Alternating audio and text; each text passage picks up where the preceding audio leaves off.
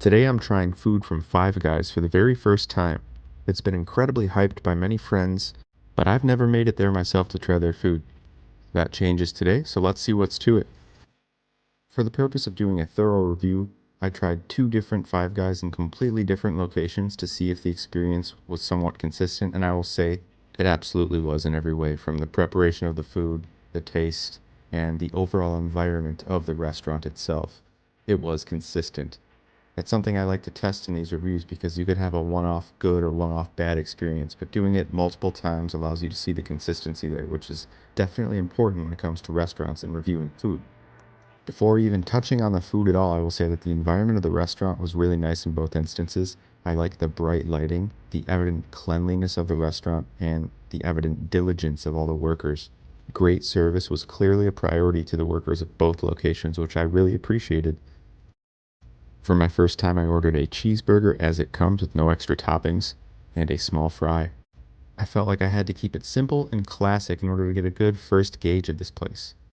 For 61. Here's a look at what that cost. The food was prepared fresh to order, so I didn't mind the fact that I had to wait a couple minutes for my food. It came out very hot and fresh. The bag was overflowing with hot fries, but let's check out the cheeseburger first.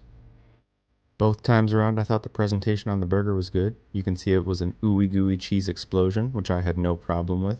The meat and the cheese were one, which to me is always a good sign of a burger that's been smashed together properly. It also has a very pillowy, soft bun. But enough looking at it, let's take that first bite. Texture-wise, the meat, cheese, and bun combined really well. However, the meat seemed to lack any seasoning whatsoever, and for that reason I would give this burger a 6 out of 10. It was very bland. The first time I tried the cheeseburger, I was worried I had lost my sense of taste because I could literally taste no discernible flavors. The texture was great, it was nice and hot, and the cheese gave it a nice gooiness, but I couldn't really taste anything specific due to such aggressive under-seasoning. Moving on to the fries, you can see they were salted generously, which I enjoyed. And both times I ordered at the different locations, the fries were cooked fresh to order. This made for very crispy, hot, and fresh fries that were very enjoyable. They had a nice pillowy interior that complemented the ample external crunch, and there was no undesirable old fry oil flavor on this. You can tell that the oil was freshly changed out, which is important when it comes to fries in a restaurant like this. Here's a little audio clip for proof of crunchiness. Fries were my favorite part, much better than the burger, 8 out of 10.